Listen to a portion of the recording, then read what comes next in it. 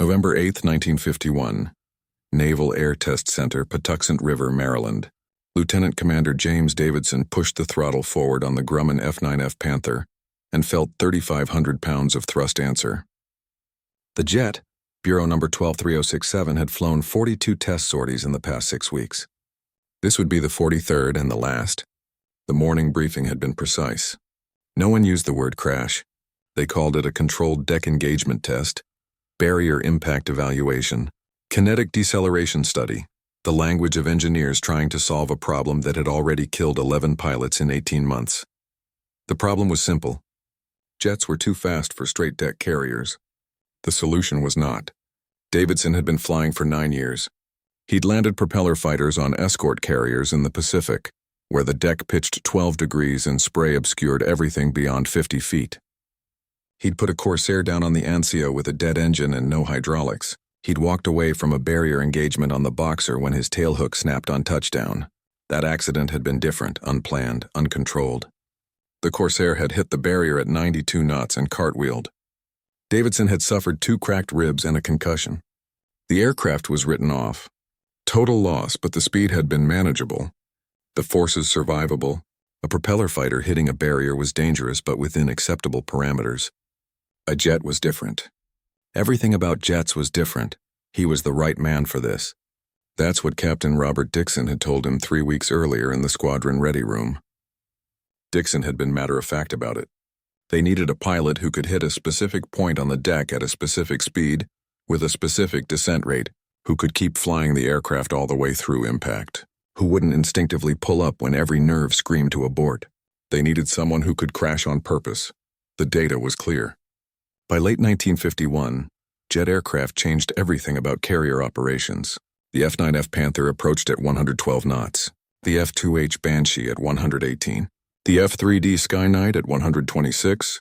Compare that to the F6F Hellcat at 78 knots, or the Corsair's 84. Higher approach speeds meant longer landing rolls. Longer rolls meant less margin for error on a 460-foot angled surface. Less margin meant more barrier engagements. More barrier engagements meant more destroyed aircraft and dead pilots. The numbers told the story. In 1945, the fleet lost 42 aircraft to barrier accidents. In 1950, the first full year of jet operations, that number reached 119. In the first 9 months of 1951 alone, 94 jets had hit barriers. 23 were total losses. 11 pilots died. The accident rate had tripled. The fatality rate had quadrupled. And jet operations were still in their infancy. The Navy had 4 operational carriers running jet squadrons by 1951: Philippine Sea, Boxer, Valley Forge, and Princeton. Each deployed with 2 jet squadrons and 6 propeller squadrons. Mixed air wings, transitional operations, learning as they went. The jet pilots were the best in the fleet, experienced, highly trained. It didn't matter. The barrier accident rate kept climbing. Something had to change. The British had an idea. Commander Dennis Campbell of the Royal Navy had sketched it on a napkin during a conference in London the previous summer. Instead of landing aircraft along the center line of the deck, angle the landing area 8 degrees to port. Ms. Bolter and go-round. No barriers needed. No crashes required. Elegant, radical, unproven. The U.S. Navy wanted proof before rebuilding every carrier in the fleet. They wanted data. They wanted to know exactly what happened when a jet hit a barrier at 110 knots. They wanted high-speed film footage from 6 angles. They wanted stress measurements on the barrier cables. They wanted to document every millisecond from touchdown to full stop. They wanted to understand the forces involved, the deceleration rates, the structural loads, the pilot injury mechanisms. They wanted numbers that could be analyzed, modeled, and used to justify a $200 million carrier modification program.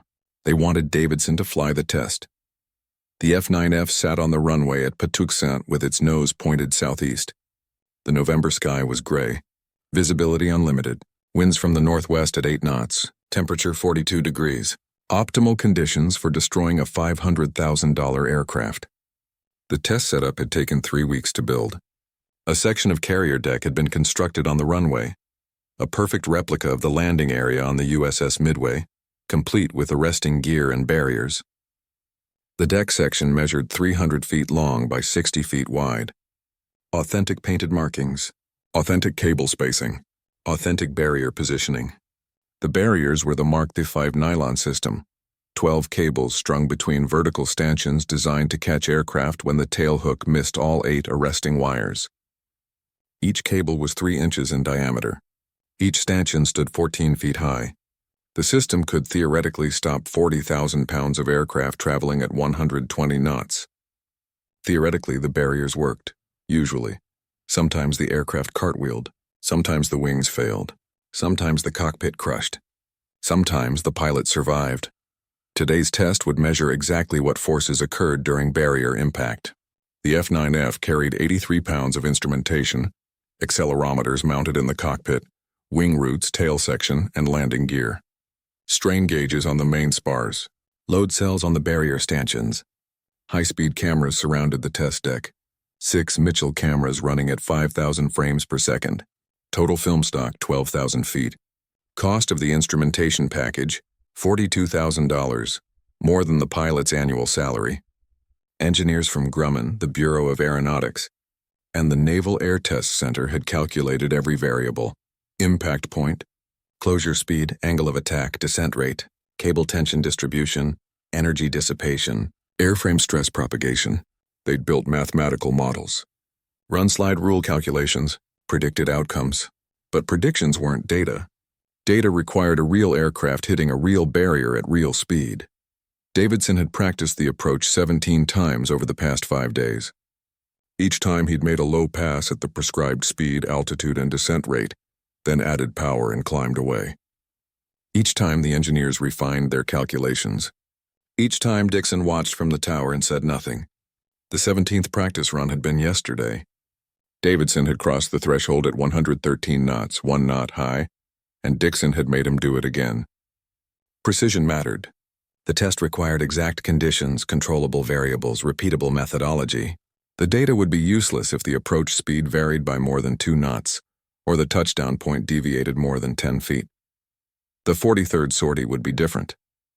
No wave-off. No go-around. Fly it through. Davidson ran through the checklist. Fuel at 70%. Oil pressure normal. Hydraulics charged. Canopy locked. Seat harness tight enough to restrict breathing. He'd added extra padding around his helmet. The flight surgeon had suggested it. The surgeon had also suggested Davidson update his will. He'd meant it as a joke. Davidson had updated it anyway. The tower cleared him for takeoff. Davidson released the brakes and felt the Panther roll. Acceleration pressed him back into the seat. The J-42 engine, a license-built version of the British Rolls-Royce Nene, delivered steady thrust, 50 knots, 70, 90. At 120, he rotated and the fighter climbed away from Patuxent into the gray November sky. The test profile was specific. Climb to 3,000 feet. Circle west of the field. Enter downwind at 1,000 feet. Turn base at half a mile. Roll out on final at a quarter mile with the deck in sight. Descend at 450 feet per minute. Cross the threshold at 112 knots. Touchdown precisely at the number 3 wire position. Do not deploy the hook. Do not touch the brakes. Maintain full flight control authority through impact. Let the barrier catch the aircraft. Let the forces propagate through the airframe. Let the instruments record everything. Let the cameras capture it all. Stay conscious. Stay alive. Davidson completed the pattern and rolled out on final. The mock carrier deck looked absurdly small from 800 feet. A painted rectangle on concrete. A target. He adjusted power and felt the Panther settle into the approach. Airspeed 114 knots. Rate of descent 460 feet per minute. Slightly high. He reduced power fractionally. The Panther responded. 11,000 pounds of fighter jet obeying his inputs. Hydraulic flight controls translating stick movement into control surface deflection. Technology and training converging on a single point. The carrier deck expanded in the windscreen. Davidson could see the barriers now. Yellow and black striped stanchions, 12 cables between them forming a web. He'd seen photographs of barrier engagements. The aircraft usually stopped within 40 feet. Usually the pilot could walk away, usually. Lieutenant Robert Marks hadn't walked away. August 12, 1951, USS Boxer. His F9F had hit the barrier asymmetrically at 115 knots. The left wing struck first. The aircraft spun. The canopy shattered. Marks died before the medical team reached him. Lieutenant Junior Grade Thomas Webb hadn't walked away either. September 3, 1951, USS Valley Forge. His F-2H hit the barrier and the stanchions failed. The aircraft continued through and struck a parked Corsair. Fire, explosion. Webb and 2 deck crew killed. The accidents kept happening, every month, every deployment. The fleet was learning jet operations in blood, 600 feet. 400. 200. His hands were steady on the stick and throttle. The training was absolute. Fly the aircraft. Maintain the approach. Trust the calculations. The engineers had run the numbers 40 times. The barrier would hold. The airframe would hold, probably 100 feet. He could see individual cables now, see the thickness, the texture of the nylon weave. The instrumentation panel glowed green in his peripheral vision. All systems recording. The high-speed cameras would be running. 50 engineers watching. Dixon in the tower. The flight surgeon with the ambulance crew. Everyone waiting to see if the test worked, if the data was worth the risk, if Davidson could do what 11 pilots had failed to survive. 50 feet. The deck rushed up. Davidson held the approach. No flare, no instinctive pull-up. Fly it through. The main gear touched concrete at exactly 112 knots. The nose came down. He was on the deck, rolling. No tailhook to catch the wires. Just forward momentum and 3 tons of fighter jet rolling toward yellow and black stripes. The Panther covered 80 feet in less than a second. Then it hit the barrier. The deceleration was instantaneous and absolute. 0 to full stop in 26 feet.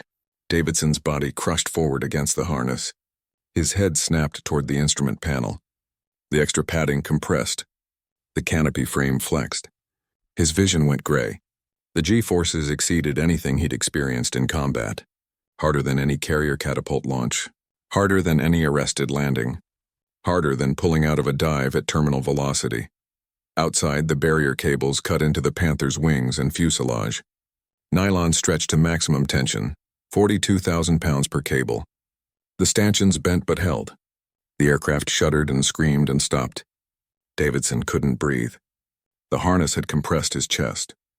His vision narrowed to a tunnel, black encroaching from the edges. He forced his lungs to expand once, twice. Vision returned. He was alive. The canopy was intact. The barrier had held. He had crashed on purpose and survived. The tower called immediately. Confirm pilot status. Davidson's hand found the radio switch. His voice came out. Pilot, okay, aircraft stopped. Instruments functioning. Within seconds, the deck crew surrounded the Panther. The fire crew stood ready with foam. The flight surgeon climbed onto the wing. Dixon was running across the tarmac. The engineers were already swarming the aircraft. The cameras had captured everything. Davidson unstrapped and tried to stand. His legs wouldn't cooperate.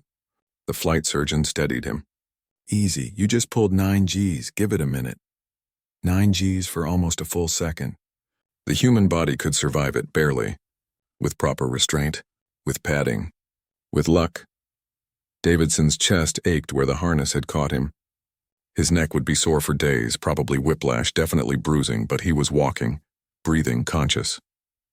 The test was complete.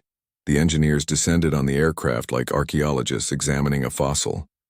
The instrumentation packages were carefully removed and rushed to the analysis lab.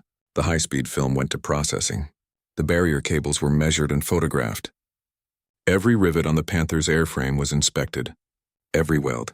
Every structural component. The test had generated 2,600 individual data points in 4 seconds. Lieutenant Commander Robert Hayes led the engineering team. He designed the instrumentation package, calculated the expected forces, predicted the outcomes. Now he was seeing reality. His clipboard filled with notes, measurements, observations. The left wing showed cable impact marks 38 inches inboard from the tip. The right wing at 42 inches, asymmetric by 4 inches. Within acceptable variance, the fuselage skin showed compression damage just aft of the cockpit. The landing gear struts had compressed to maximum travel, but hadn't failed. Everything had worked. Everything had held. Hayes looked at Davidson. The numbers are going to be ugly. Davidson nodded. He already knew. You didn't survive that kind of impact without paying a price. The aircraft had paid. The barrier had paid. He'd paid. But they'd gotten the data. The preliminary numbers came back within 2 hours. Peak deceleration, 9.6 Gs, duration, 0.8 seconds. Barrier cable tension, 42,000 pounds per cable. Airframe stress, 86% of structural limit. Pilot injury potential, high but survivable with proper restraint. Margin for error, minimal. Probability of catastrophic failure with any deviation from test parameters, significant. Davidson sat in the debriefing room and answered questions for 90 minutes. Dixon led. Hayes took notes. The flight surgeon monitored Davidson's condition. How did the aircraft handle on approach? Normal. Any control anomalies before impact? Negative. Awareness during deceleration? Full initially, then gray out for approximately 0.5 seconds. Consciousness maintained throughout. Physical injuries? Minor contusions. Suspected whiplash. Chest wall bruising. Would you recommend modification to the test protocol? No. Captain Dixon asked the final question. Could you do it again? Davidson considered the pain in his chest. The bruises forming under the flight suit. The moment when the barrier caught the aircraft and the world compressed into a single violent second. The gray out. The feeling of the harness crushing his rib cage. The knowledge that he'd been seconds from serious injury or death. He thought about the 11 pilots killed in barrier accidents over the past 18 months. He thought about the angled deck concept sketched on a napkin in London. Yes, sir, Davidson said. If required. It wasn't required. The data from Test 43 was sufficient. The engineers spent 6 weeks analyzing every measurement, every frame of high-speed film, every stress reading, every load cell output. The conclusions were definitive. Barrier systems could stop jet aircraft, but the forces involved approached structural limits. Pilot injury risk was significant, and the system only worked if the pilot maintained perfect control through impact. One mistake, a late touchdown, an asymmetric barrier engagement, a structural failure, and the result was catastrophic. The report documented 3 critical findings. First, deceleration forces during jet barrier engagements exceeded 9 Gs with regularity. Human tolerance at that level was measured in fractions of seconds. Second, asymmetric barrier impacts, where one wing struck before the other, generated lateral forces sufficient to cause aircraft rotation and potential rollover. Third, the margin between successful barrier engagement and catastrophic structural failure was less than 15%. The numbers didn't lie. Jet operations on straight-deck carriers would never be safe enough. The accident rate would remain unacceptable. The fatality rate would continue climbing.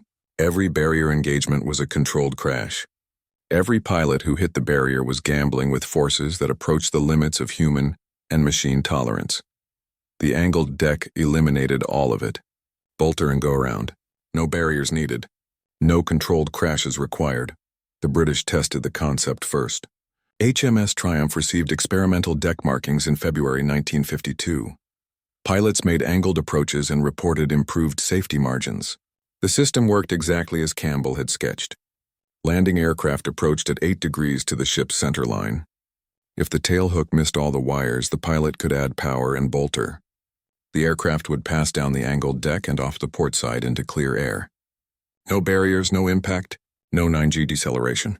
Just fly around and try again. In June, USS Antietam entered Norfolk Naval Shipyard for modification. The flight deck was cut and reoriented 8 degrees to port. The landing area now paralleled the ship's center line, but offset. A miss meant clear air and open ocean. No barriers. No crashes. The modification cost $1.2 million. The alternative, continuing barrier operations, was costing the Navy $30 million per year and destroyed aircraft and training replacement pilots. Antietam completed trials in December 1952. The accident rate dropped by 63% in the first 6 months. The fatality rate dropped by 81%. Barrier engagements became rare instead of routine. Pilots could bolter safely, learn, improve, try again without risking death. By 1955, every carrier in the U.S. fleet carried an angled deck.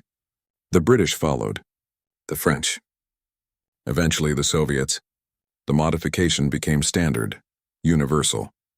A fundamental change in carrier design driven by data from one test flight at Patuxent River. Davidson flew the first landing on Antietam's new deck. It was routine, textbook, unremarkable. He caught the number 3 wire on the angled landing area, exactly what he'd done 1,000 times before, except this time if he'd missed he could have bolted. Could have added power and flown away. Could have tried again without hitting a barrier. It felt safer. It was safer. The numbers proved it. He never forgot Test 43. The feeling of the barrier catching. The violence of instant deceleration. The gray out. The knowledge that he'd crashed on purpose to prove a point. The data from that 4-second impact influenced carrier design for the next 70 years. Every angled deck, every bolter. Every pilot who added power and went around instead of hitting a barrier. All of it traced back to November 8, 1951, and a lieutenant commander willing to fly a test no one else wanted. The F9F Panther, Bureau number 123067, survived the barrier impact. Grumman engineers evaluated the airframe and declared it repairable. The wing spars had been stressed but not fractured. The fuselage skin showed compression damage but no cracks. The landing gear required replacement. Total repair cost $84,000. The fighter flew another 217 hours in various test programs before retirement in 1956. It now sits in the Naval Aviation Museum at Pensacola. A small placard notes its participation in barrier testing at Patuxent River. The placard doesn't mention Davidson, doesn't mention the 43 sorties, doesn't mention the moment when naval aviation's future was determined by a controlled crash. The data does test report NA51892 remains archived at the Naval Air Systems Command. 83 pages of measurements and analysis. Graphs showing deceleration curves. Photographs of barrier cable deformation. High-speed film stills showing the Panther at various stages of impact. Medical reports on pilot stress tolerance. Recommendations for deck modifications. Conclusions supporting angled deck adoption. The report influenced procurement decisions worth billions of dollars. It changed how carriers were built, how pilots were trained, how jets operated at sea, and it started with one test flight, one pilot, one controlled crash. The angled deck became standard because Davidson proved barriers were survivable but inadequate. The test demonstrated that jet operations on straight decks would always carry unacceptable risk. That speed and mass and deceleration forces exceeded what safety systems could reliably handle. That a better solution existed and needed immediate implementation. Naval aviation in 1951 stood at an inflection point. Jets had arrived. Carriers needed to adapt or become obsolete. The barrier tests at Patuxent provided the evidence needed to justify massive fleet-wide modifications. Dixon used Test 43 data in presentations to the Chief of Naval Operations. Admiral William Fechteler reviewed the numbers and authorized the Antietam modification. The Bureau of Aeronautics cited the report in budget requests. Congress approved carrier modernization funding based partly on those 83 pages of data generated in 4 seconds. The implementation took time. Carriers in active deployment couldn't return for immediate modification. Valley Forge finished her Korean War cruise before entering the shipyard. Boxer completed her deployment cycle. Princeton finished her workup period. But by 1955, the entire fleet had transitioned. 14 carriers, 8 straight-deck Essex-class ships modified with angled decks, 3 Midway-class already in refit, the new Forrestal class designed from inception with angled decks integrated into the hull structure. The modification saved lives. The numbers were stark. In 1953, the first full year of widespread angled deck operations, the carrier accident rate dropped to 41 incidents per year. In 1954, it dropped to 28. By 1960, barrier-related fatalities had become rare. Pilots still made mistakes, still missed wires, but they could bolter and try again. The 9G deceleration, the structural stress, the injury risk all eliminated by 8 degrees of angle. Davidson retired from the Navy in 1967 as a captain. He'd accumulated 4,200 flight hours, commanded VF-84 during their 1957 Mediterranean deployment, served as operations officer on the USS Forrestal during her shakedown cruise, evaluated dozens of new aircraft types at Patuxent, the F-4 Phantom, the F-8 Crusader, the A-4 Skyhawk, all jets, all designed to operate from angled decks, all safer because of the system his test had helped justify. But Test 43 remained his most important flight. The one where he proved a negative. where he demonstrated that current systems weren't good enough. That change was necessary. That crashing on purpose could save lives, he rarely spoke about it. The flight became a footnote in his service record, a single line in his fitness reports. Test pilot duties at Patuxent River, barrier evaluation programs, satisfactory performance. The Navy didn't award medals for controlled crashes, didn't recognize pilots who survived tests designed to break aircraft. The work was necessary but unglamorous. Do the job, generate the data, move to the next test, but the engineers remembered. The designers at Bureau of Ships who used Davidson's data to justify angled deck modifications. The Naval Academy instructors who taught carrier operations and mentioned the Patuxent barrier tests. The safety officers who cited Test 43 when arguing for improved crash protection systems. The data propagated through the system, influenced decisions, saved lives. Hayes published a paper in 1954. Deceleration Forces and Carrier Barrier. Engagements, Analysis of High-Speed Jet Aircraft Impact Dynamics. It appeared in the Journal of Aircraft, 23 pages, 47 citations to test NA 51892. The paper became required reading at the Naval Test Pilot School. Every class studied the Panther barrier test, examined the data, learned the lesson. Current systems weren't guaranteed to work. Testing revealed limits. Data drove decisions. By 1960, no U.S. carrier operated without an angled deck. The British had converted their entire fleet. The French converted Clemenceau and Foch. The new Forrestal-class supercarriers were designed from inception with angled decks. The system became so standard that pilots forgot it had ever been different. Forgot that jets once landed on straight decks into barriers. Forgot the crashes. Forgot the casualties. Forgot that one test flight proved the old way didn't work. Aviation history focuses on firsts. First flight, first carrier landing, first supersonic flight, first combat engagement. The firsts get remembered, celebrated, taught to every naval aviator. Chuck Yeager breaking the sound barrier, Neil Armstrong's carrier landings, the Doolittle raid, Midway, Guadalcanal. These stories define naval aviation heritage. But the tests that proved something wouldn't work, those get forgotten. The controlled crashes, the deliberate failures, the pilots who flew aircraft into known danger to generate data, those stories fade. No dramatic combat narrative, no enemy to defeat, just mathematics and measurements, and men willing to become data points. Davidson understood. He never sought recognition for Test 43, never wrote about it, never gave interviews. He'd done the job assigned, flown the test profile, survived, moved on. That was enough. His personnel file contains one letter about the test, written by Dixon. Dated November 15, 1951. Lieutenant Commander Davidson performed barrier impact test with exceptional skill and courage. Test data exceeded all expectations and will significantly influence future carrier design. Recommend commendation. The commendation was never awarded. The Bureau of Personnel noted the recommendation, filed it, forgot it. He died in 2004 at age 89. The obituary mentioned his Navy career. Fighter pilot in World War II, test pilot, squadron commander, retired as captain, survived by 3 children and 7 grandchildren. The funeral at Arlington was well attended. Former squadron mates, test pilot colleagues, fellow retirees. The eulogy mentioned his service, his dedication, his professionalism. No mention of November 8, 1951. No mention of barrier tests. No mention of the controlled crash that changed naval aviation. But the angled deck remains.